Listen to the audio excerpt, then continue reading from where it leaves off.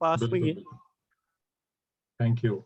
सो सभी लोग का स्वागत है बुक रीडिंग कम्युनिटी में। एंड सॉरी, आज थोड़ा सा हमारे कुछ हम बात कर रहे थे, 10 मिनट डिले हो गए बुक रीडिंग में, लेकिन कोई बात नहीं, बहुत अच्छी तारीख है 16 Feb। और इसके बारे में रॉबिन शर्मा जी अपनी डेली इंस्पिरेशन में क्या कह रहे हैं सुनते हैं अजय कुमार जी से। Ajay ji, over to you. Thank you, sir. Thanks a lot. The personal greatness, February 16. To take risk is to provoke fear, but to take risk is to be most alive. We are most alive when we are taking risk, being bold and visiting the unknown spaces of our lives. Big risks, big life, small risk, small life.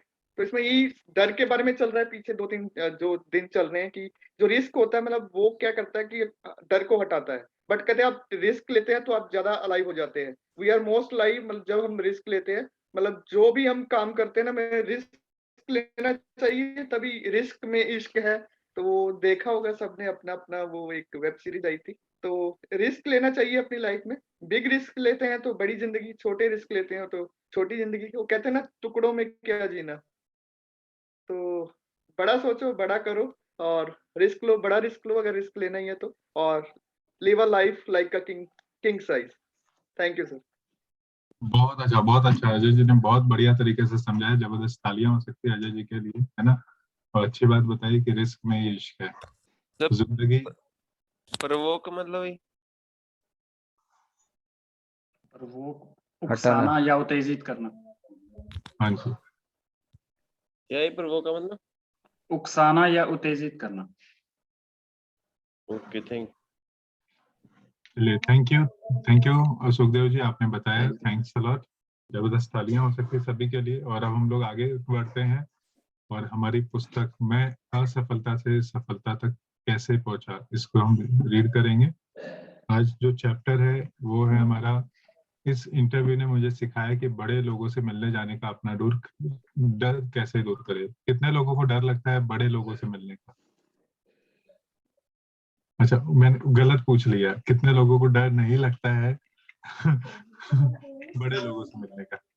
मुझे अभी थोड़ा कम हो गया sir, पहले लगता था, अभी जा रहा है डर धीरे धीरे। चलो, ये पहले ग्रेट लगता था।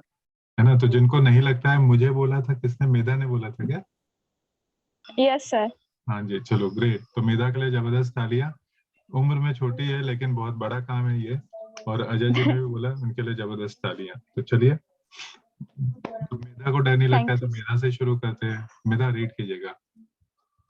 Okay sir, thank you. Welcome.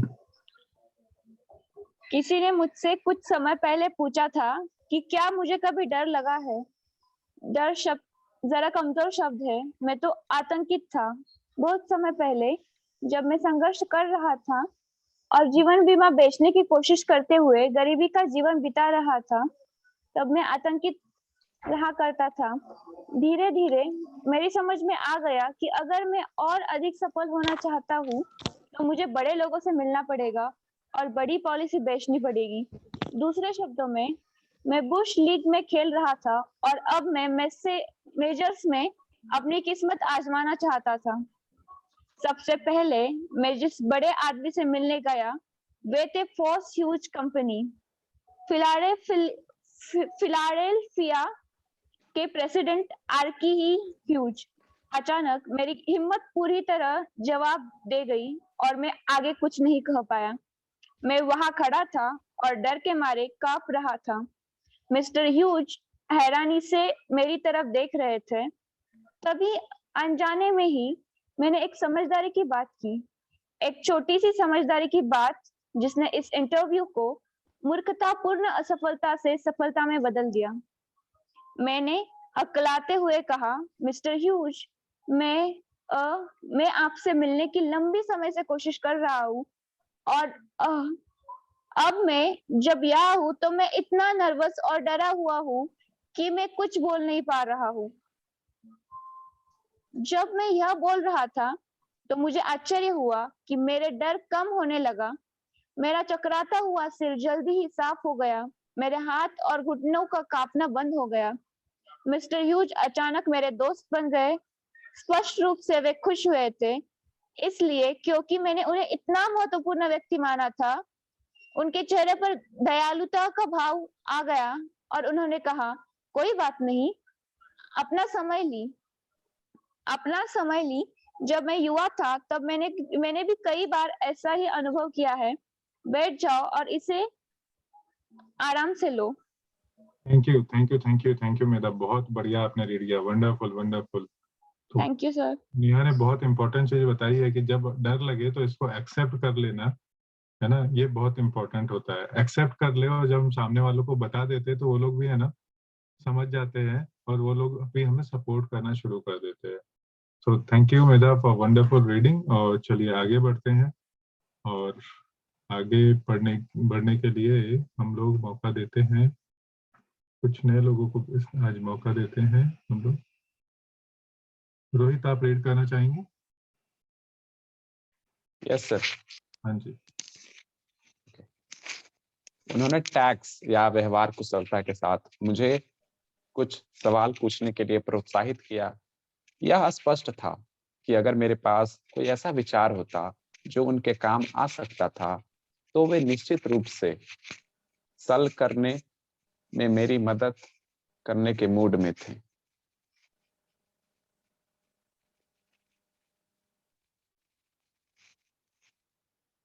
मैं मिस्टर ह्यूज को कुछ नहीं बेच पाया, परंतु मैंने कुछ ऐसा हासिल किया जो मेरे लिए उस सेल से हासिल होने वाला कमीशन से ज्यादा बहुमूल्य साबित हुआ।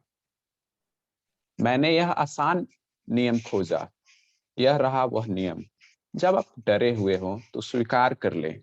मुझे यह लग रहा था कि महत्वपूर्ण लोगों के साथ बात करने से मेरे इस डर का कारण साहस की कमी थी। मैं इस पर शर्मिंदा था। मैंने इसे छुपाने का पूरा प्रयास किया, परंतु मैं अब जान चुका हूं कि कई सफल लोग, जिनमें से कुछ तो सार्वजनिक प्रकरणों में प्रसिद्ध हैं, इन्हीं डरों से त्रस्त थे। उदाहरण के तौर पे त्रस्त थे। उदाहरण के तौर पर 1937 के वसंत में न्यूयॉर्क के एम्पायर थिएटर ने मुझे मॉरिस इवांस, जिन्हें कई आलोचक विश्व का महानतम शेक्सपियरियन एक्टर मानते हैं, की बातें सुनकर आश्चर्य हुआ जब उन्होंने श्रोताओं के बड़े समूह के सामने यह स्वीकार किया कि वे नर्वस थे। श्रोता American academy of dramatic art के ग्रेजुएटिंग स्टूडेंट्स और उनके अभिभावक थे। मैं वहां पर इसलिए मौजूद था क्योंकि मेरा बेटा लायस उस क्लास में था। Thank you. बहुत अच्छा रोहित, बहुत थैंक यू सर। बढ़िया थैंक आपने यू। रीड किया। तो इस बात को फिर से यहाँ पे बताया गया कि जब डरे हो तो उसको स्वीकार कर ले, है ना? Yes okay yes sir. Thank you Rohit, बहुत अच्छा वंडरफुल। चलिए आगे आपकी बढ़ते। आवाज बहुत दमदार है रोहित। आप ऐसे पढ़ते हैं, ऐसे न्यूज रीडर पढ़ता है ना, कि मतलब इंटरेस्ट आता है पढ़ने में। Yes Very good, very good. Thank you sir. Thank you. इसलिए मैं उनको ढूंढ रहा था कि कहाँ गया, आया क्या, है ना? कल आवाज सुनी थी।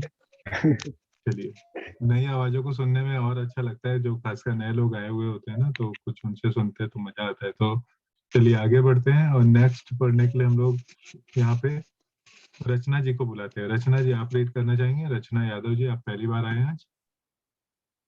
जी हेलो। हाँ जी, तो रचना जी, एक पहले क्विक इंट्रोडक्शन। हमारे यहाँ पे प्रथा है, जब हम आते हैं तो हम अपना नाम, सिटी, प्रोफेशन और अपना चेहरा जरूर दिखाते हैं। Okay thank you. फाइन। तो मेरा नाम रचना है, मैं हरियाणा से हूँ, रेवाड़ी। और उसके अलावा और क्या शेयर करना है? प्रोफेशन। ओके, सो बेसिकली मैं इन्वायरमेंट साइंस बैकग्राउंड से हूँ। ग्रेट। या तो तालियां हो जाए, रचना जी का स्वागत है हमारी बुक रीडिंग कम्युनिटी में। Welcome Rachna. Welcome Rachna thank ji. You so welcome. Much. Welcome Rachna ji. Thank you. तो चलिए रचना जी, आप रीड कीजिए। या एकदम स्टार्टिंग से मिस्टर इवांस से। हाँ जी, मिस्टर इवांस से। ओके, मिस्टर इवांस उस अवसर पर मुख्य वक्ता थे। कुछ शब्द कहने के बाद वे अटकने लगे और स्पष्ट रूप से असहज हो गए। फिर उन्होंने कहा, मैं आतंकित हूँ। मुझे यह एहसास नहीं था कि मुझे इतने अधिक और इतने महत्वपूर्ण श्रोताओं के सामने बोलना होगा। मैंने जो बातें कहने की योजना बनाई थी, वह सारी बातें अब मेरे दिमाग में उड़ चुकी हैं। श्रोताओं ने मॉरिंग इवांस की इस स्वीकारोक्ति को पसंद किया। खुलकर यह स्वीकार करने से कि वे आतंकित थे, उन्होंने अपने बीच की दूरियों और तनाव को खत्म कर दिया था। वे फिर से संतुलित हो गए और उन्होंने अपने दिल से बातें करते हुए अपनी बातों से युवा और वृद्ध सभी को रोमांचित कर दिया। युद्ध के दौरान मैंने एक अमेरिकी नेवल ऑफिसर को फिलाडेल्फिया में बेलेव्यू स्ट्रेटफोर्ड होटल में एक वार बोर्ड रैली लंच में बोलते हुए सुना। यह वही आदमी था जिसने अपने साहस और बहादुरी से सोलोमन्स में नाम कमाया था।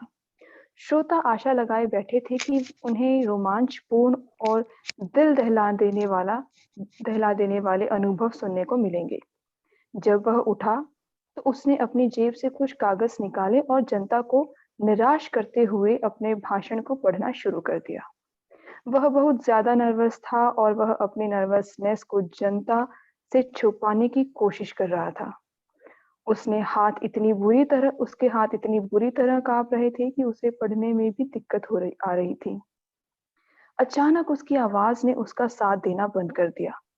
फिर शर्मिंदगी और सच्ची विनम्रता के साथ उसने कहा, मुझे इस वक्त अपनी श्रोताओं का सामना करने में जितना डर लग रहा है, उतना तो मुझे ग्वाडलकैनेल में जेम्स का सामना करने में भी नहीं लगा था। जेप्स। बहुत अच्छा रचना जी। बढ़िया आपने शब्द यूज किए हैं और ये क्या है इनको जानते हैं हम लोग अगली कड़ी में, है ना। तो नेक्स्ट कौन पढ़ना चाहेगा अभी? किशोर, रीड कीजिएगा Kishore ji. Thank you sir. इस सच्ची स्वीकारोक्ति के बाद उन्होंने अपने नोट्स उठाकर एक तरफ रख दिए और वह विश्वास और उत्साह से बोलने लगा। वह 100 गुना अधिक रोचक और प्रभावी बन गया था। इस नेवल ऑफिसर ने वही सत्य जान लिया था जिसे मॉरिस इवांस ने जाना था। मैंने जाना था और हजारों दूसरे लोगों ने जाना है। जब भी आप किसी दिक्कत में हो और बुरी तरह से डरे हुए हो, तो इस बात को स्वीकार कर ले। जब भी आप बुरी स्थिति में हो और आप गलत हो, तो 100% स्वीकार कर ले। मैंने इस विषय पर योर लाइफ मैगजीन में 1944 में एक लेख लिखा था। इसके प्रकाशित होने के कुछ समय बाद मैं यह पत्र पाकर रोमांचित हो गया। कहीं प्रशांत महासागर में 11 सितंबर 1944। प्रिय फ्रैंक बैडगर, मैंने अभी सितंबर के अंक में योर लाइफ मैगजीन में छपा आपका लेख पढ़कर खत्म किया है। आपने अपने लेख का शीर्षक रखा है, जब आप डरे हुए हो तो स्वीकार कर ले। और मैं यह सोच रहा हूँ कि यह कितनी अच्छी सलाह है, खासकर युद्ध के मैदान में किसी सैनिक के लिए। स्वाभाविक रूप से मुझे उसी तरह के अनुभव हो चुके हैं जिनका वर्णन आपने किया है। हाई स्कूल और कॉलेज में सार्वजनिक भाषण, नौकरी हासिल करने के पहले और सर ऊपर करिए,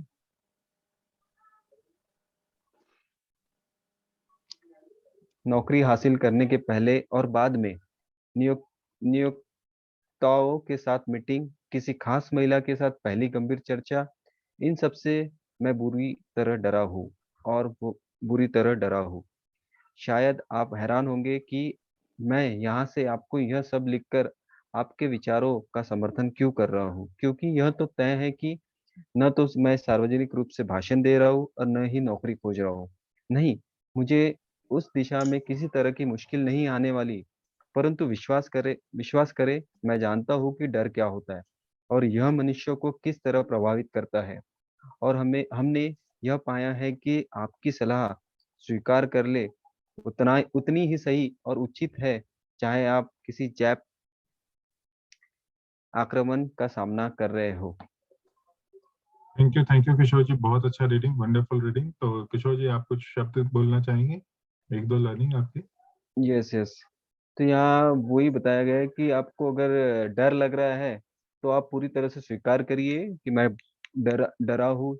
आप शायद कहीं भी आप बैठे हो नौकरी हासिल करने के चक्कर में, या कहीं भाषण दे रहे हो, या कहीं कि हाई स्कूल कॉलेज में, या कहीं भी आप हो, आप क्लियरली बोले कि आप मैं डरा हूँ, या जहाँ भी आप इंटरव्यू दे रहे कोई भी करो ये। और यहाँ बस वही मेन टॉप शब्द का इस्तेमाल है कि यहाँ स्वीकार करने के लिए ही बोला गया है। आप अगर डरे हुए हो तो आप पूरी तरह से आप उसको समर्पण कर लीजिए, मैं डरा हुआ हूँ बस। ग्रेट ग्रेट, किशोर जी के लिए जबरदस्त तालियां, बहुत अच्छा। और जतिन जी का हाथ काफी देर से उठा हुआ है, तो जतिन जी को मौका देते हैं। जतिन, रीड कीजिएगा। Thank you sir.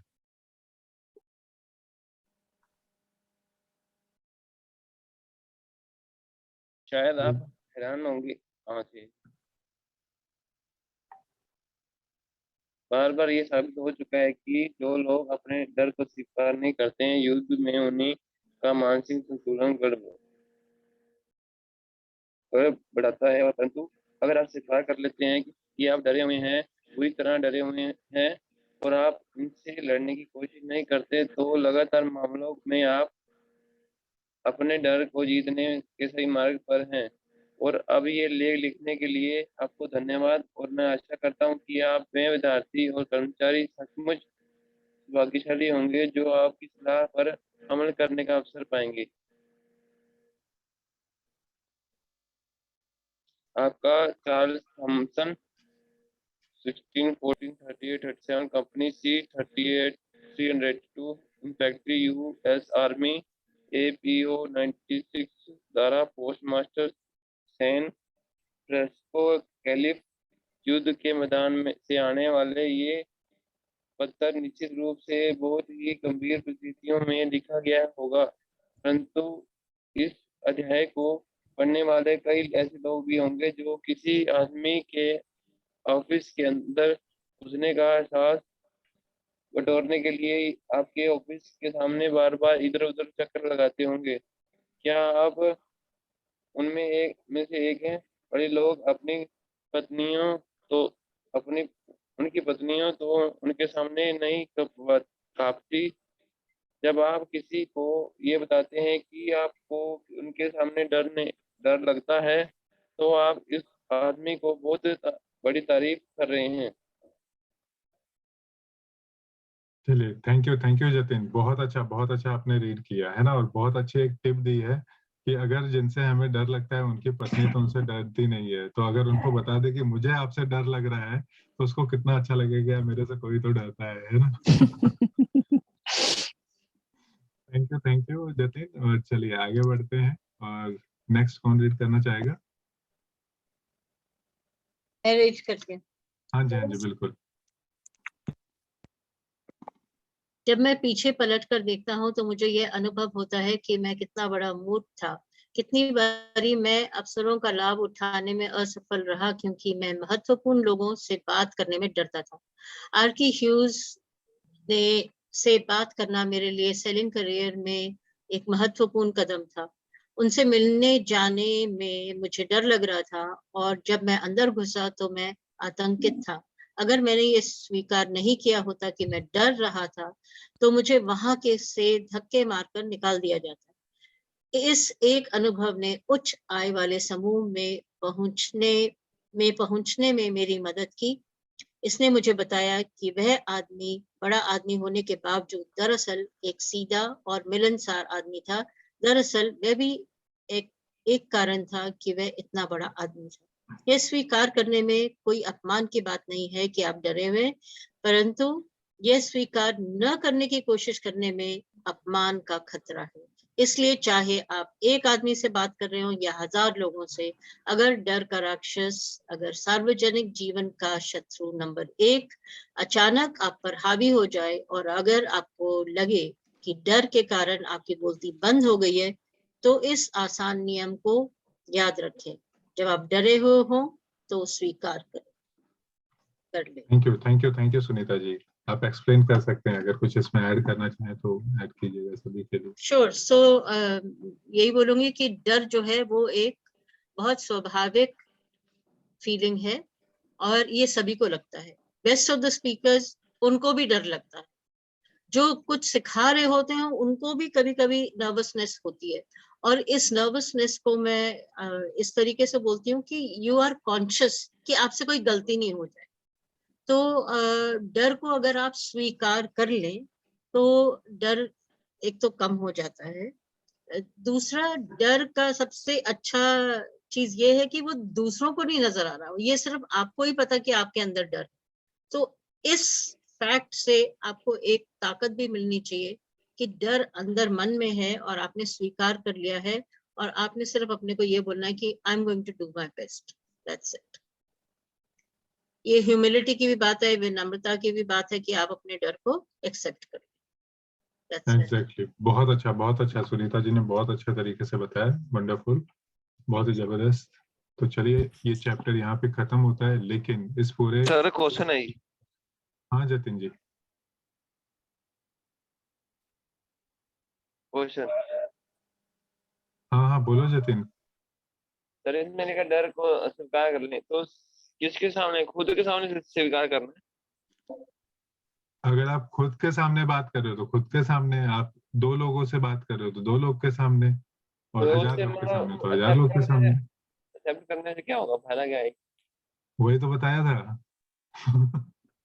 देखो जतिन, इसको मैं ऐसे समझाती हूँ। सपोज आपने मेरे को बोला कि मेरे को आपसे बात करने में डर लग रहा है, और एक स्टेज थी जब मेरे को मेरे ट्रेनीज बोलते थे कि हम जब आपको शुरू में देखते थे हमें बहुत डर लगता था, और मुझे ऐसा लगा कि ओ माय गॉड, ये तो सबसे बड़ा जोक है, मेरे से कोई डरे, ऐसा तो कभी हो ही नहीं सकता।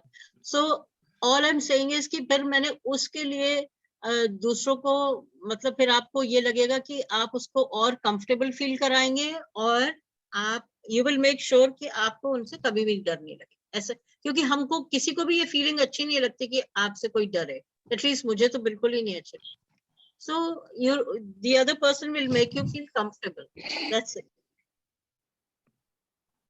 संदीप माहेश्वरी का भी एक एग्जांपल है ना, बड़ा एग्जांपल है उनका। तो जी वो जब स्टेज पे गए थे तो सब भूल गए थे, और फिर वो पीछे गए स्टेज के और उन्होंने पानी वानी पिया, और यहाँ तक कि उन्होंने और एक कुछ तो गलती की थी कि कुछ लेडीज का ये जो रहता है पल्लू वगैरह, वही साथ में देके वो शुरू हो गए थे। तो थोड़ी देर के बाद फिर से वापस आए और उन्होंने एक्सप्लेन किया कि वो डर गए थे, and then he started nicely.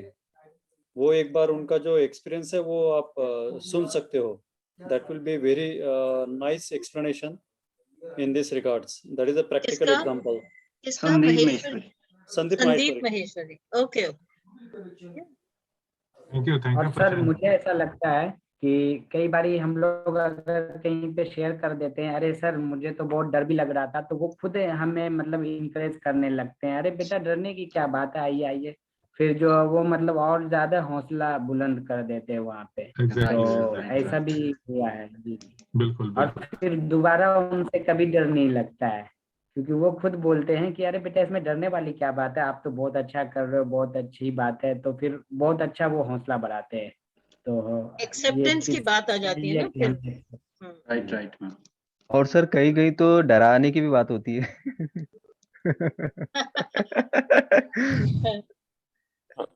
कई मतलब ज्यादातर सीनियर्स चाहते हैं कि मेरे कोलीग मेरे से डरे। सीनियर्स चाहते हैं कि लोग मेरे को देख के आतंकित रहे। कॉर्पोरेट में ज्यादा करे, खास होता ही है। पॉलिटिक्स में तो ये चलता ही है ना। आजकल तो इलेक्शन के दिन आ गए तो इसमें यही चलता ही है, दूसरे को डराना। तो चलिए हम लोग है ना ये पूरे जो हमने खंड 4 या पार्ट 4 पढ़ा था, इसको समराइज करते हैं और हमारे टीचर सुखदेव जी के पास में चलते हैं सिरसा हरियाणा की तरफ और उनसे सुनते हैं। Thank you sir. जी आप इसको रीड कीजिए और एक एक पॉइंट को थोड़ा सा डिटेल में बताइए। Okay sir. अगर आप किसी आदमी से अपनी बात मनवाना चाहते हैं, अब्राहम लिंकन ने कहा था, तो पहले उसे यह विश्वास दिलाएं कि आप उसके सच्चे मित्र हैं।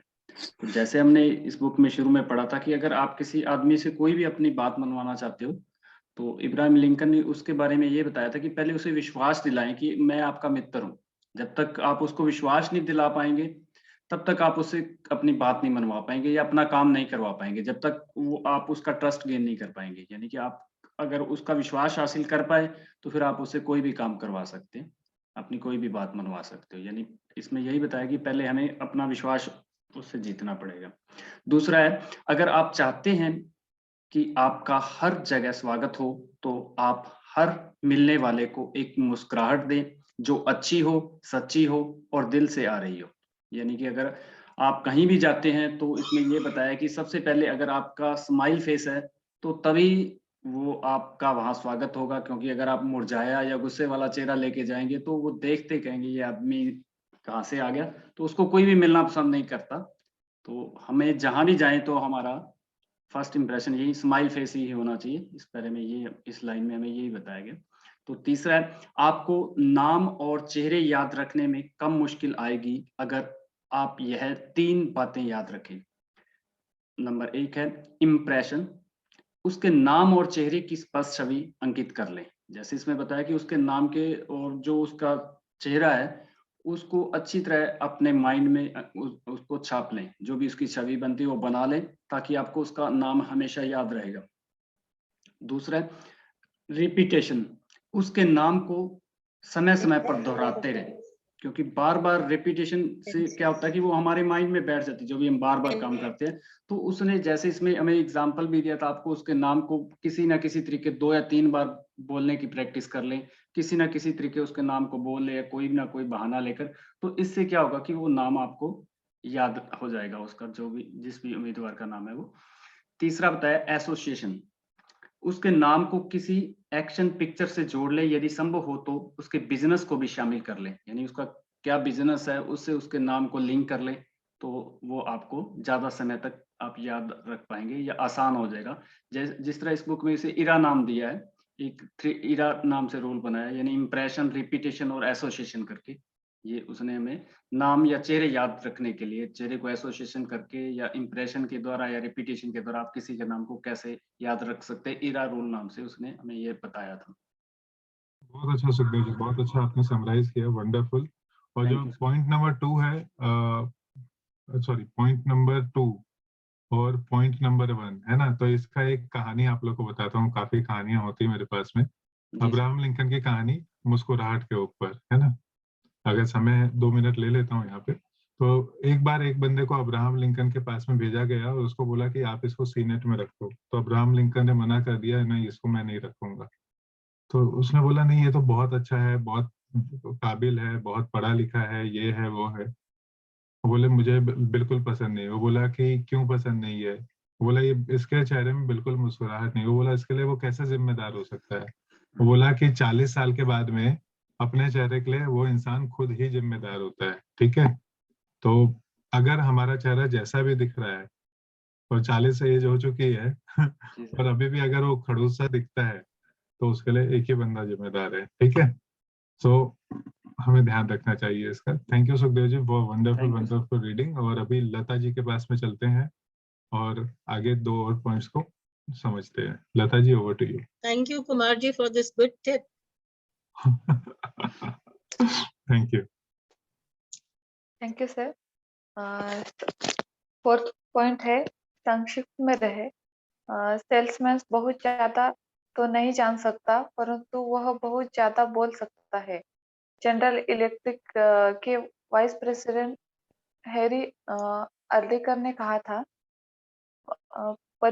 परचेसिंग एजेंट की हाल में हुई एक मीटिंग में हमने एक वोट करवाया ताकि हम यह पता लगा सके कि वह सबसे बड़ा कारण क्या है जिस वजह से सेल्समैन है। 1 के मुकाबले 3 के महत्वपूर्ण अंतर से यह फैसला हुआ कि सेल्समैन बहुत ज्यादा बोलते हैं। और 5th पॉइंट ये है कि अगर आपको बड़े लोगों से मिलने जाने में डर लगता है, तो आप इस डर को अपने फायदे में बदल सकते हैं। आप उस आदमी से मिलने जाए जिससे मिलने में आपको डर लगता है, और उसके सामने स्वीकार कर ले कि आप डरे हुए हैं। जब आप किसी को यह बताते हैं कि आप उसकी उपस्थिति में डरते हैं, तो आप उसकी बहुत बड़ी तारीफ कर रहे हैं। अगर आपके पास कोई विचार है जिसका वह उपयोग कर सकता है, तो वह निश्चित रूप से सेल करने में आपकी मदद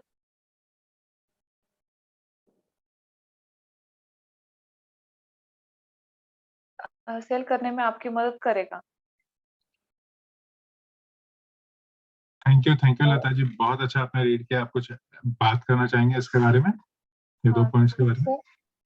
फोर्थ पॉइंट में ये बताया गया है कि बहुत सारे बिजनेस सेल्समैन जो रहते हैं वो बिजनेस गंवाते हैं। तो इसमें बोला गया है कि इसका बहुत बड़ा कारण ये है कि एक के मुकाबले 3 के महत्वपूर्ण अंतर से यह फैसला हुआ कि सेल्समैन बहुत ज्यादा बोलते हैं।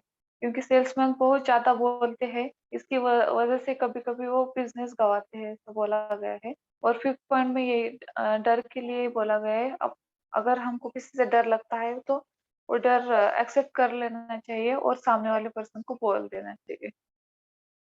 थैंक यू लता जी, बहुत बढ़िया, बहुत बढ़िया। तो लता जी को भी पहले पढ़ने में डर लगता था, कैमरा चालू में डर करने में, लेकिन उन्होंने एक्सेप्ट किया और उसको लेके आ गए और आज बहुत बढ़िया वो कर रहे हैं, बहुत अच्छा वीडियो बना रहे हैं। तो वंडरफुल लता जी, बहुत बढ़िया, तालियां। Thank you. तो आज की बुक रीडिंग को यहाँ रोकते हैं और रोकने के पहले एक बार देख लेते हैं कल हमें क्या रीड करना है। ठीक है, कल हम आएंगे सेल के पहले की सेल, है ना, ये इम्पोर्टेंट चीज है।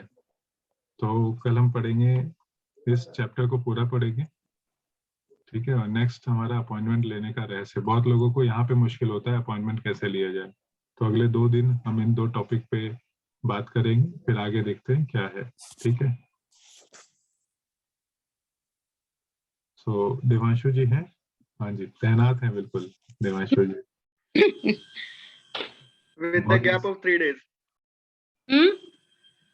With the gap of 3 days, हमारी गीता रह जाती है। 3 ह्यूज। अरे अभी थोड़ा सा इन लॉज आए हुए हैं ना, तो थोड़ा शेड्यूल बहुत थोड़ा बिजी चल रहा है, तो थोड़े टाइम के लिए आते हैं ना, तो फिर उनको फिर भी मैंने आज बोला कि मैं जा रही हूँ, मेरे को करना है आज। ऐसे ही सब थोड़ा भागा दौड़ी चल रही है। चलिए स्टार्ट। कैसा चल रहा है? कैफे अभी स्टार्ट नहीं हुआ है। ओके, चलिए। सभी को मेरा नमस्कार, जय श्री कृष्ण। तो पहला सा छोटा रिव्यू बताऊंगी। मैंने कहाँ पर एंड किया था कि कैसे कुंती पुत्र खड़े रहते हैं और अर्जुन देखते हैं और मतलब सारी सेनाओं का, सैन्य सेनाओं का निरीक्षण करते हैं और उनको बहुत घबराहट होती है कि मैं अपने ही रिश्तेदारों को अपने सामने में देख रहा हूँ। चाचा ताऊ सामने में खड़े हैं, जिनके साथ मेरा पूरा बचपना बीता है और अभी मैं उनके साथ एज अ मतलब लड़ाई कर रहा हूँ या युद्ध करने जा रहा हूँ, तो वो उनको थोड़ा सा अच्छा नहीं लगता है, तो वो कृष्ण को अपना हाल बता रहे हैं। अभी मैं आगे श्लोक पढ़ती हूँ।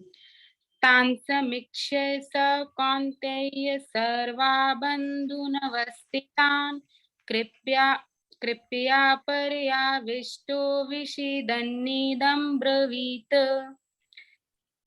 यहाँ पर वो बोल रहे हैं कि जब कुंती पुत्र अर्जुन ने मित्रों तथा संबंधियों को इन विभिन्न श्रेणियों को देखा, तो वह करुणा से अभिभूत हो गया और इस प्रकार बोला कि अपने करीबी एकदम अर्जुन के सामने खड़ा देखते, लेकिन शत्रु पक्ष में उन्हें उपस्थित संपन्न बंधुओं को देखकर वह कुंती पुत्र अर्जुन अत्यंत करुणा और शोक करके वो श्री कृष्ण से कह रहे हैं और यहीं से शुरुआत होती है दोस्तों, आरंभ होता है अर्जुन के विषाद का। मतलब यहाँ पर अर्जुन श्री कृष्ण को बता रहे हैं और अब कृष्ण उनको इसका हल बता रहे हैं। तो यहाँ से अब गीता का एक्चुअल जो है वो यहाँ से चालू होता है, जिसके लिए संपूर्ण गीता रची गई। मतलब वो सॉल्यूशन देने के लिए कृष्ण जी ने ये संपूर्ण गीता रची अर्जुन के लिए। कृष्ण को मार्गदर्शक के लिए एक ऐसी रचना करनी पड़ी जो हमेशा हमेशा के लिए सही राह पर चलने के लिए प्रेरित करती रही और आगे भी प्रेरित करते रहेगी। मतलब कृष्ण जी ने एक ऐसी रचना रची उनको मार्गदर्शक देने के लिए जो हमारी जीवन में भी इतनी फलदायक है और इतनी प्रेरणादायक है कि हम आज बहुत सारे लोग उनको फॉलो कर रहे हैं और ये युगों युगों तक चलती रहेगी। नेक्स्ट श्लोक करना ना।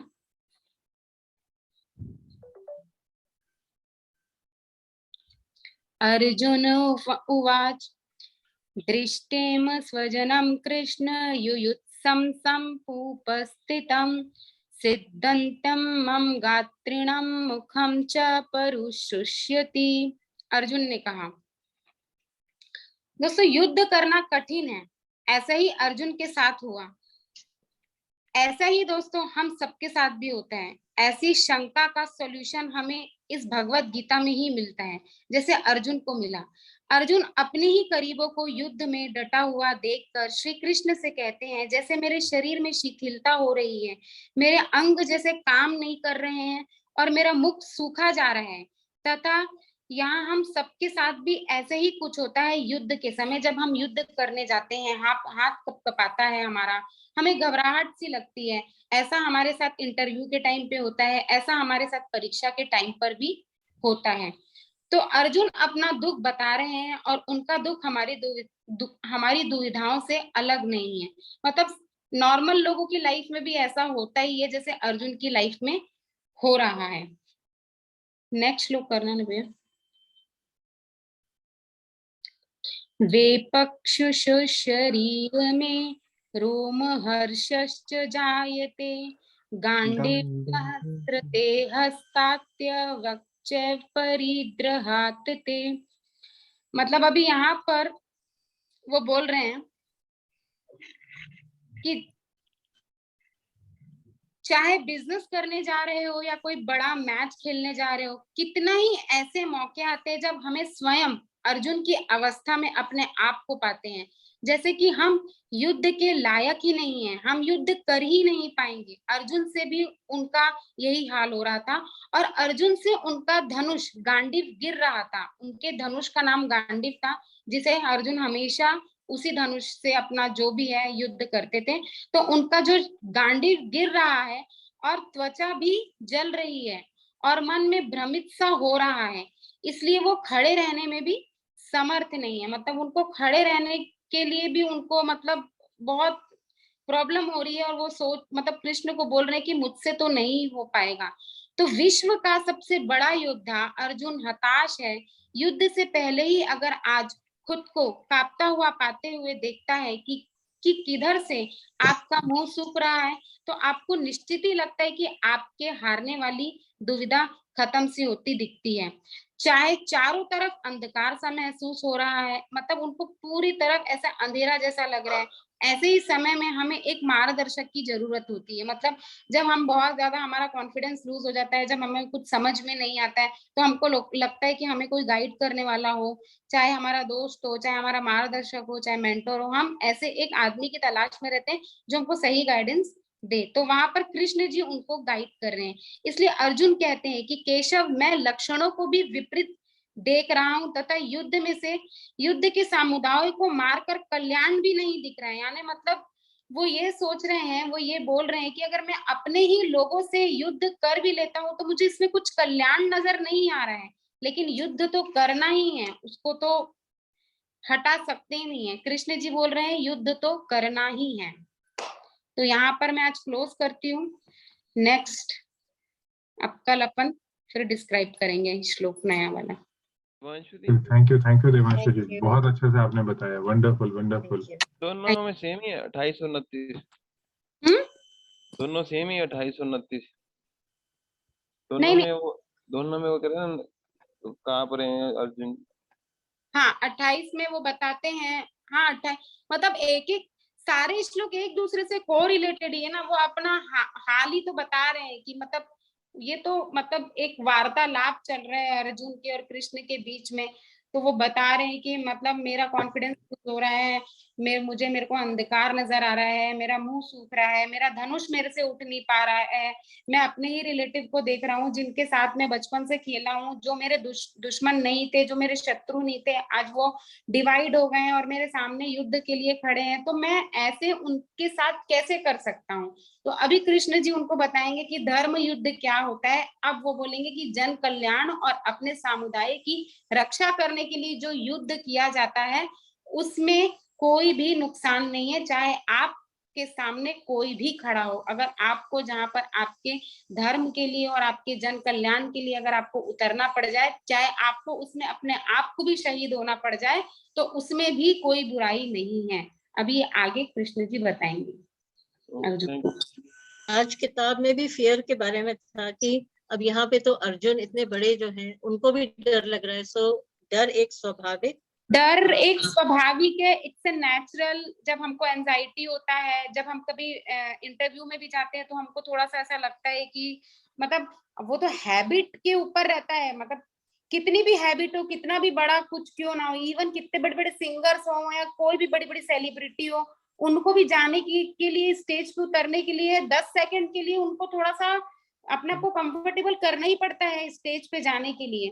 तो इसीलिए वो स्टेज पे उतरने के पहले स्टेज पे जाते हैं प्री परफॉर्मेंस देने के लिए भी। कोई भी बड़ा होता है वो स्टेज जाएगा, देखेगा मैं यहाँ खड़ा हूँगा, ऐसा रहेगा, मेरा सेंटर पॉइंट ये रहेगा, तो ये सारी चीजें अपना एक फियर मिटाने के लिए ही होता है। तो वो इट्स अ नेचुरल, वो आता ही है, भले ही 5 सेकंड के लिए है चाहे 10 सेकंड के लिए है।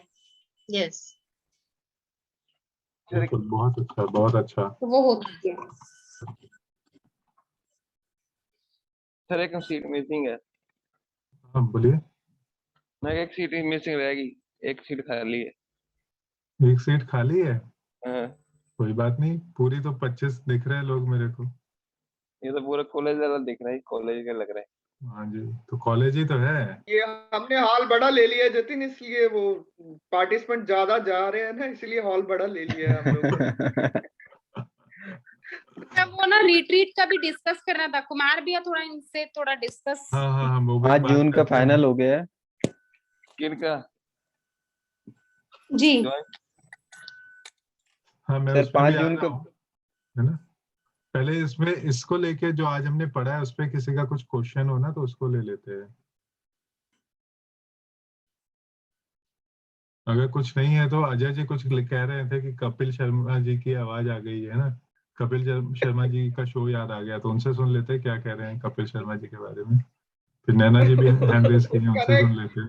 कहानी उसका ना करेक्टर है, वो ना टॉवल सा लपेट के आता है, सिर पे टोपी लाके शर्मा जी बन के आता है। कहता मेरे को तेरी आवाज, मेरी बात शक्ल बिल्कुल भी पसंद नहीं यार तू। सर आप किसको बोल रही है? नहीं कपिल शर्मा बोलता नहीं, कपिल शर्मा बोलता तू कुछ भी बोले यार, मुझे तेरी शक्ल पसंद नहीं है।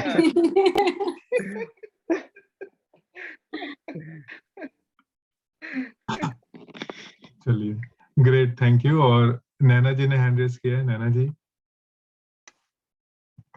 आवाज कम ही कर। Hello hello. हाँ, आज का रीडिंग था ना, तो उसके लिए मेरा एक एक्सपीरियंस बस शेयर करना था। कल का एक हाँ बिल्कुल ऐसे ही बिल्कुल। आया था, मतलब मुझे अच्छा लगा। बुक रीडिंग मुझे लगा मेरे लिए ही आज का टॉपिक। एक्चुअली कल ऐसी एक कोइंसिडेंस हुआ था। कल मैं कंपनी में गई थी ना, तो वहां पे मुझे लेटर देना था LIC का एक सर्विस कैंप के लिए से। तो वहां पे मुझे पता नहीं था कि मतलब जिसके मैं कैबिन के बाहर बैठी हूँ ना, कि वो चेयरमैन है करके। तो और सब लोग बाहर इतने लाइन लगा के वगैरह बैठे थे, तो किसी ने सिर्फ मुझे ऐसे ही पूछा, मतलब लेटर वगैरह मैं सब दे के आ गई थी ऊपर, और फिर ऐसे ही पूछा मुझे कि आपको सर को मिलना है क्या, और मैंने बोला हाँ ठीक है मुझे मिलना है करके। और अंदर गई तो इतना बड़ा कैबिन था और इतना ये था, तो मैं बोला पता नहीं कौन है अंदर, क्या है, मुझे लगा नॉर्मल कोई छोटा सा कैबिन होगा और मुझे बात करनी है करके ऐसे। तो बाद में अंदर गई तो वो कंपनी का चेयरमैन था। तो और बाद में फिर मुझे पूछा कि मतलब मैं एक अकेली वहां पे लेडी थी, बाकी सब जेंट्स ही थे, और बहुत बड़ा, बहुत ज्यादा बड़ा था। तो एक्चुअली मुझे ना ऐसे तत मम्मा मम्मा हो रहा था कि मैं क्या बोलूं। बुला तो लिया, मेरे को लगा एंट्री तो मिल गया, लेकिन बोलूं क्या।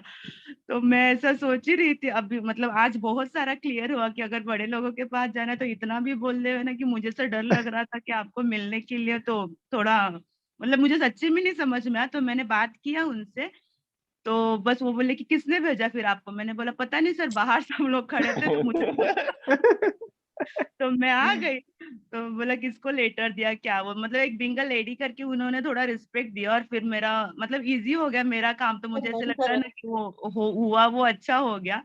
तो फिर उन्होंने बाहर से बुला के फिर बोले कि इनका क्या प्रॉब्लम है बताओ।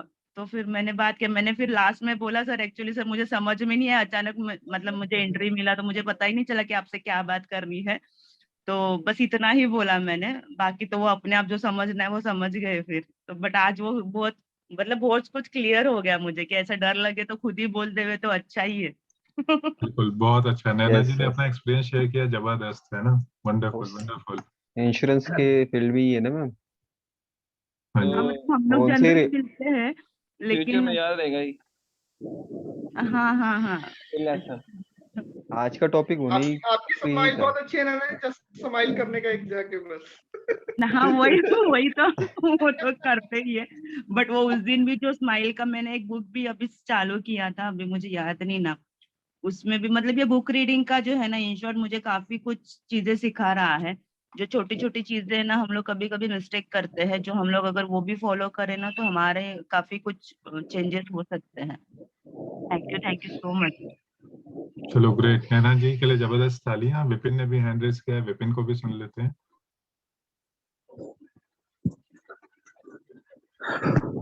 थैंक यू भैया। हाँ विपिन। आज एक्चुअली मैं कल कुमार भाई मैंने आपको बताया था ना कि मेरा किसी सीईओ से 45 मिनट एज ए फोन पे बात हुआ था। तो फोन पे थोड़ा सा रफली मेरे से बात कर रहे थे, यानी थोड़ा सा यानी कि वैल्यू ज्यादा अपनी ले रहे थे, मेरे को कम वैल्यू दे रहे थे। तो उनका कॉल आया था मुझे रात में कल कि विपिन मैं आपसे मॉर्निंग में बात करूंगा। तो उन्होंने मॉर्निंग में मुझे अपने घर बुलाया था और मैं कोंडवास में था। फिर वहाँ से मैं स्वारगेट में बीबीवाड़ी गया और मुझे जो डिटेल उनसे चाह रही थी जिस चीज़ के लिए, वो डिटेल भी मुझे पूरा मिला। और उन्होंने एक चीज़ मेरे को बोला कि विपिन, मैंने बहुत सारे लोगों को देखा है कि लोग ना पैसों के लिए अपनी वैल्यू भी गिरा देते हैं, लेकिन जब मैंने तुमसे जब बात किया ना तो तुमने अपनी वैल्यू को बनाए रखा, और जो चीज़ तुमने मेरे से स्टार्टिंग से बोली है वही चीज़ तुमने लास्ट तक मेरे से कहा। और मुझे अच्छा लगा कि वाकई मेरे को तुम्हारे साथ काम करने में अच्छा मजा भी आएगा। तो मुझे यही समझ में आया कि जब हम अपनी वैल्यू अगर बनाए रखते हैं, अपनी वैल्यू कम नहीं करते और किसी से अच्छा रिलेशन भी रखते हैं, तो कहीं ना कहीं उसका बेनिफिट जरूर मिलता है। ग्रेट विपिन, बहुत अच्छा बहुत अच्छा। वो 2 करोड़ वाला क्या? Yes yes yes. चलो ग्रेट, वंडरफुल, बहुत अच्छा। तो थोड़ा सा इसको इंसिडेंट को मैं बताता हूँ। कल एक बंदे ने विपिन को कॉल किया था, उसको अपना 2 करोड़ का है ना बंगला बेचना है बिबेवाड़ी, है ना विपिन? तो बोला कि मैं आपको 1% 2% नहीं दूंगा, आपको 0.5% ही दूंगा। और विपिन ने उसको बहुत ही अच्छे से बताया कि नहीं, हम तो काम करते हैं जहाँ पे है ना हमारी फीस फिक्स हो। मैंने नहीं देखा कोई डॉक्टर ऐसे बोलता हो कि चलो मैं 500 नहीं तुमसे 100 ही रुपए लेता हूँ, है ना, क्योंकि तुम बहुत वो हो। तो अपनी फीस के साथ इज्जत करनी चाहिए अपनी फीस की, और शायद इसलिए ना उसने वापस कॉल भी किया। सो ग्रेट विपिन, है ना, बहुत बढ़िया। तो चलिए, हम लोग कुछ बढ़िया सीख रहे हैं इन सब से और बढ़िया इम्प्लीमेंट कर रहे हैं। और कुछ चीज हम मिस कर गए कि हमारा कैलेंडर हमें लिखना था। समय हो गया, कैलेंडर लिखते हैं। रेडी सर, बना लिया मैंने। बना लिया है ना, चलो अच्छी बात यस। है। तो हम भी बना लेते हैं, बाकी लोग भी कर लेते हैं, और मैं साथ में कुछ और चीज पे बात कर लेता हूँ जिस पे आज हम बात कर रहे थे। तो सबसे अच्छी बात यह है कि देवांशु जी को हम लोग एक और थैंक्स बोल सकते हैं कि उन्होंने ना, हम जो बात कर रहे थे, क्या बात कर रहे थे हम लोग, एक बढ़िया बात हो रही थी हमारी कि हम लोग है ना कहीं पे मिलेंगे, फन एंड लर्न करेंगे, फन करेंगे, लर्न करेंगे, मिल के करेंगे। अब तक हम लोग ऑनलाइन जूम पे कनेक्ट होते हैं, ठीक है, तो कहीं पे मिलने वाले हैं, कुछ करने वाले हैं। तो यहाँ पे हम देख रहे थे कौन कौन लोग हैं इसमें हमारे साथ में, और क्या नाम रख सकते हैं। अभी हमने नाम भी डिसाइड नहीं किया है, अभी तो जस्ट ऐसे ही फन विद लर्न या फिर ब्रेनस्टॉर्मर्स या और भी कुछ कुछ नाम आ सकते हैं। ये हम सेशन जो करने वाले हैं जून के सेकेंड वीक में करेंगे, फ्राइडे सैटरडे संडे 10, 11, 12, है ना, क्योंकि सैटरडे संडे अधिकतर लोगों की छुट्टी होती है। संडे को ये 3 डे 2 नाइट का सेशन होगा, मतलब थर्सडे को अपने ऑफिस करके लोग आ सकते हैं यहाँ पे, और फ्राइडे को हम शुरू करेंगे इसको। सैटरडे पूरा दिन रहेगा, संडे हम लोग लंच के बाद में विदाई ले लेंगे क्योंकि लोगों को अपने ऑफिस के लिए, अपने घरों के लिए निकलना होगा। सो ये इस तरीके का सेशन होगा। अभी मोटा मोटा मैं बता दे रहा हूँ, यहाँ पे हम क्या करेंगे, जो भी कॉस्ट आने वाली है ये इक्वली डिस्ट्रीब्यूट कर लेंगे। तो मैंने जो देखा अभी, जो हमारी कॉस्टिंग आ रही थी रिजॉर्ट का जो आ रहा है, जहाँ पे 50 लोगों का एक अच्छा रहने का, खाने का और सब इंतजाम हो जाएगा, करीबन 5.21 लाख सभी का एस्टिमेट है। जो 7.5 इनिशियली बोला था, तो देवांशु जी ने उसको 7.5 से, है ना, बहुत अच्छा नेगोशिएट करके यहाँ तक लेके आए। कुछ हम प्लान करें कि आधा दिन रखेंगे, क्योंकि जब नेचर के इतने पास में आ रहे हैं तो इसको भी देख ले, तो और साथ में कुछ मैनेजमेंट में और चीजें होंगी खर्चा। तो अभी तक हमारा बजट इतना आ रहा है, 45 लोगों के हिसाब से कुछ 14,000 रुपये आ रहा है। तो हम इसको प्लान करें कि 15,000 रुपये हम इसका कॉस्ट रखेंगे। ये कोई बेनिफिट वाला वो नहीं है, हम यहाँ पे कॉस्ट टू कॉस्ट ही वो करना चाहते हैं, और जो भी पैसे बचेंगे इसका कुछ बढ़िया सा गिफ्ट भी हम लोग वो कर देंगे अगर कुछ बचता है तो। मेरे को लगता नहीं कि 15,000 में ज्यादा कुछ बचेगा, लेकिन मोटा मोटा इस तरीके से होगा। तो जो लोग भी इंटरेस्ट रख रहे हैं इसके लिए, तो जल्दी से बुक कर ले, क्योंकि सीट केवल 50 ही रहेगी, 50 से ज्यादा तो यहाँ पे मिलेगा नहीं, है ना देवांशु जी? यस। तो थोड़ा सा बता दूं कि अगर हम इसको और कहीं से कंपेयर करें तो ये जो पार्ट है, मतलब वेस्टर्न पार्ट ऑफ इंडिया, ये थोड़ा सा कॉस्टली है बाकी जगह से। तो इस प्राइस में जो मिल रहा है ये बहुत बड़ी डील है, क्योंकि मतलब हम लोग अगर यहाँ कहीं पे एक होटल में रूम में भी चले जाते हैं तो, है ना, मिनिमम 4,000 रुपये का भाड़ा केवल एक दिन का हो ही जाता है।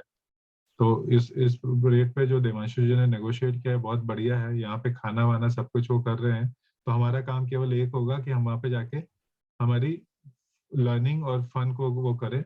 और इसमें ऐसा नहीं होगा कि एक बंदा या दो बंदा बोलेगा, यहाँ पे जितने भी लोग हैं जो यहाँ रेगुलर आते हैं, हम सबको मौका देंगे यहाँ पे बात करने का। मतलब सबसे सीखना है ना, और सबको सीखना है। ठीक है, सो आप लोग में से प्रॉपर्टी जो है वो एकदम मतलब नेचुरल में है, मतलब वो पूरा रिवर, प्रॉपर्टी का नाम ही है होली रिवर रिसोर्ट, वो रिवर से एकदम कनेक्टेड है। और मतलब 3 दिन समझ लो कि वो प्रॉपर्टी ही अपनी है, कोई भी आउटसाइडर कोई भी नहीं रहेगा, हम ही लोग वहां रहेंगे, मतलब पूरा हमारा ही रहेगा वो 3 दिन के लिए। जब देवांशु जी ये कह रही है तो वो कह रही है कि खाना वाना बनाने वाले, सफाई वाले वो रहेंगे, नहीं तो पता चला कि वो भी हमने, सॉरी देवांशु जी, मैं ऐसे ही थोड़ा सा नहीं वो तो ठीक है। ठीक है। सो हाँ, ये बहुत अच्छा किया देवांशु जी ने कि एक अच्छा रिजॉर्ट देखा है जहाँ पे हम ही लोग रहेंगे और हम लोग उसको एंजॉय कर पाएंगे। कहाँ पर है सर, एग्जैक्टली कहाँ पर आता है, ये कहाँ है? देवांशु तो जी मैंने देर से ज्वाइन किया इसलिए पूछ रहा हूँ मैं। ये तलेगांव में है, तलेगांव में। पूना से 44 किलोमीटर दूर पे, मतलब बॉम्बे पूना हाईवे है, बीच में आता है। अच्छा अच्छा अच्छा। वो सब डिटेल्स ग्रुप में भेज देंगे। अभी मतलब जो तय हुआ था, हम लोग काफी दिन से बात कर रहे थे, कुछ बढ़िया उसमें से आउटकम निकला है, तो हमने कहा कि शेयर कर देते हैं, है ना। सो दिस इज ऑल आज के लिए। मुझे एक और चीज पे बात करनी थी, लेकिन समय हो चुका है, तो हम फिर कभी कर लेंगे उस पर बात, है ना। कर सकते हैं अगर 4-5 मिनट में होता है। 4-5 मिनट कर सकते हैं। तो देखो आज हम लोग अभी आजकल एक चीज तो हम करना शुरू कर दिया है, ठीक है, जिसको हम कहते हैं समय प्रबंधन। हम हमारे समय को आजकल बांधना शुरू किया हम लोगों ने, और मुझे लगता है कि इसका बहुत फायदा भी हो रहा है हमें। एक और चीज जो मैं सोच रहा था कि जिसके बारे में हमें थोड़ा सा सोचना चाहिए, हम सबने सोचना चाहिए, है ना, और वो होगा मनी मैनेजमेंट। कितने लोग अपने मनी को सही से मैनेज कर रहे हैं आज? मनी नहीं बच रही सर, मैनेज मनी रहेगा तो मैनेज करेंगे ना, और मनी नहीं रहेगा तो हाँ जी हाँ जी हाँ जी, बिल्कुल आप सही कह रहे हो, है ना। माइनस में जा रहा है sir. I am managing properly, effectively. यहाँ पॉकेट मनी मिलती है, उसी को मैनेज कर लेते हैं बस, इधर उधर जमा करके। तो I am managing properly sir, अरे effectively. It wonderful wonderful. Accounts की आप संभालिए सर। नहीं देखो, एक चीज मैं जो बोलूंगा ना, ये मैंने नहीं बोला है, ये कुछ अच्छे लोगों ने बोला है, इसलिए मैं इस पे बात कर रहा हूँ, क्योंकि हम में से अधिकतर लोग सोचते हैं ना कि जब पैसा आएगा तब मैनेज करेंगे, जब टाइम आएगा तब मैनेज करेंगे, लेकिन इसकी हैबिट डालनी पड़ती है ना। और आप नीचे देखो, टी हार्वेकर की एक बहुत अच्छी सी लाइन है, rich people manage their money well, poor people miss manage their money well. हम हैबिट क्या डाल रहे हैं, इससे बहुत फर्क पड़ता है। आज शायद कोई स्टूडेंट भी हो तो मैं उसको बोलता हूँ, हम बात करते हैं ना टाइम मैनेज कीजिए, और जब हम छोटे थे तब हमारा टाइम ज्यादा अच्छे से मैनेज होता था, क्योंकि स्कूल में हमारे को एक टाइम टेबल दिया हुआ था। और आज हम लोग शायद हमारे टाइम को उतना अच्छे से मैनेज नहीं कर पा रहे हैं, क्योंकि हम कोई हमारे को कंट्रोल नहीं कर रहा है, हम हमारे ऊपर कर रहे हैं। तो एक छोटी सी चीज जिसके बारे में बात करना चाह रहा था, मैं काफी दिन से चल रहा था, लेकिन मैंने कहा आज कर ही लेते हैं, है ना। तो हम हमारे पैसे को कैसे मैनेज करें, ठीक है। अब यहाँ पे मैंने देखो ये 6 चीजें लिखी हुई हैं, आप लोग को अगर दिख रहा हो थोड़ा सा, और मैं इसको फॉन्ट को इंक्रीज करता हूँ, आप लोग अच्छे से देख पाओगे। हाँ जी, कहाँ गया, तो ज्यादा बड़ा हो गया क्या? हाँ जी, अभी दिख रहा है क्लियर सबको? हाँ जी। तो मतलब रॉबर्ट कियोसाकी भी इसके बारे में बहुत बात करते हैं, टी हार्वेकर भी बहुत बात करते हैं, तो मुझे लगा कि इस पर भी बात करनी चाहिए। सबसे पहली चीज जो हमने पिछली बुक में पढ़ी थी, अगर सबको याद हो तो, सबसे पहले पैसा कहाँ डालना है, अपने पे इन्वेस्ट करना है ना, एसेट्स पे इन्वेस्ट करना है। तो जो भी पैसा आता है, चाहे वो 1 रुपया आता हो, महीने में 100 रुपया आता हो, 1000 रुपया आता हो, 10,000 आता हो, 1 लाख आता हो, या 10 लाख आता हो, या 1 करोड़ आता हो, हमको उसको कुछ हेड्स में डिवाइड करना है। अब जब मैंने ये बात किया है तो एक चीज मैं बात करूंगा, इसमें एक टैक्स भी लगता है सभी को टैक्स, किसी किसी को नहीं लगता होगा, है ना। लगता है सर, लग रहा है सर। हाँ जी, हाँ जी। तो जो भी टैक्स है पहले उसको माइनस कर दो। अब उसके बाद में टैक्स का माइनस करने के बाद में जो पैसा आता है उसको हमें डिवाइड करना है। पहला, फाइनेंशियल फ्रीडम अकाउंट, मतलब जहाँ पे हम इन्वेस्ट करते हैं। कोई अगर सिप करता है, कोई स्टॉक्स में डालता है, कोई एसेट्स में कुछ बनाने की कोशिश कर रहे हैं, है ना, हमें ये एसेट्स में डालना है। 10% हमारे को प्ले अकाउंट में डालना है। प्ले अकाउंट मतलब कि ये ऐसा पैसा होगा जिसको है ना हमारी फैमिली के लिए हमको उड़ाना है। अभी सब लोगों को बस अच्छा नहीं लगता है पैसे काय को उड़ाने का, है ना, लेकिन हम लोग यही तो कर रहे हैं आज तक। तो इसको हमको है ना हर महीने 10%, अगर कोई 1 लाख रुपए कमाता है तो 10,000, जैसे आज राजेंद्र केवलिया जी कहीं बाहर गए थे फैमिली के साथ में डिनर करने के लिए, है ना, तो पैसा उड़ गया जेब से, इसके लिए रखना है। कई बार क्या होता है, अगर हम ये बजटिंग नहीं करते हैं और मान लो किसी की 20,000 की मतलब मंथली इनकम है, तो 2 के 4,000 उड़ जाता है। तो हमको ये प्लान करना है कि हम 10% करें, ठीक है ना। तीसरी बहुत इंपॉर्टेंट चीज है long term saving for spending account. अब होता है कुछ कुछ है ना गैजेट लेने हैं, किसी को लगता है कि मेरे को लैपटॉप लेना है, किसी को लगता है कि नहीं यार वो 4 लाख वाली टीवी, है ना, वो गाड़ी, उन सब चीजों के लिए long term saving for spending account, मतलब ये हमें 10% डालना होगा, ऐसे चीजों में डालना होगा। एक और चीज जो बहुत इंपॉर्टेंट है वो है एजुकेशन अकाउंट में हमें 10% डालने चाहिए, ठीक है। मतलब एजुकेशन अकाउंट हो सकता है बच्चों का और हमारा खुद भी, जिनके बच्चे नहीं वो खुद के लर्निंग पे डाले, और जिनके बच्चे हैं वो भी खुद के लर्निंग में भी डाले, कि 10% उन दोनों पे आता है। और बहुत जरूरी है 5% हमारे को डोनेट करना चाहिए। तो जो लोग भी नहीं कर रहे हैं इसको करें, क्योंकि देखो बीएसआर सर को भी हमने सुना है, वो कई बार बोलते हैं कि 2018 वगैरह में उनके साथ काफी टफ टाइम चल रहा था, और उनके गुरु ने भी उनको ये सिखाया था कि आप है ना डोनेट करो, अगर आप डोनेट करोगे तो अच्छा होगा। तो ये हम सब ने हैबिट डालनी शुरू करनी है। अब बचा कितना कोई कैलकुलेट करके बता सकता है? 10 10 10 10 40 और 1 45 निकल गया। अब जो पैसा बचेगा 55%, उसमें से हमारी है ना नेसेसिटीज को हमें वो चलाना है। अब बहुत लोग बोलेंगे नहीं मेरा तो बजट ऐसे नहीं है, तो हमको कोशिश करनी है, जैसे हमारे पास पहले समय प्रबंधन में हमें दिक्कत थी, तो धीरे धीरे हमने इसको कोशिश को कर लिया है। हफ्ते 2 हफ्ते में एक बार हम फिर इसको रिविजिट करेंगे, बार बार रिविजिट करेंगे, जैसे हम टाइम मैनेजमेंट को, टाइम को लिखने के बारे में बात करते हैं, ठीक है। और कुछ ही दिनों में मुझे बिल्कुल पक्का विश्वास है कि हम सब लोग है ना इसमें भी मास्टर हो जाएंगे, हमारे मनी को अच्छे से मैनेज करने के लिए। डन, चलेगा? Yes sir, good good wonderful, ठीक है। तो वंडरफुल। अब एक और चीज जो हमारी बचेगी, जिसको हम बाद में कभी बात करेंगे, क्योंकि हमने समय पे बात कर ली है, मनी टाइम, और किसी दिन हम जब थोड़ा और एडवांस लेवल पे पहुंचेंगे तो हम एनर्जी पे भी बात करेंगे, उनको कैसे मैनेज करना होगा, ठीक है। तो मनी, टाइम एंड एनर्जी, और I think this is good to go. आज के सेशन को यहाँ पे हम लोग विराम देते हैं, और thank you, bye bye, take care, good night. Thank you. Great night all. Bye bye. Bye all. Thank you. Good night, Good night. everyone. Good Good night. night, everyone. Good Good night. night.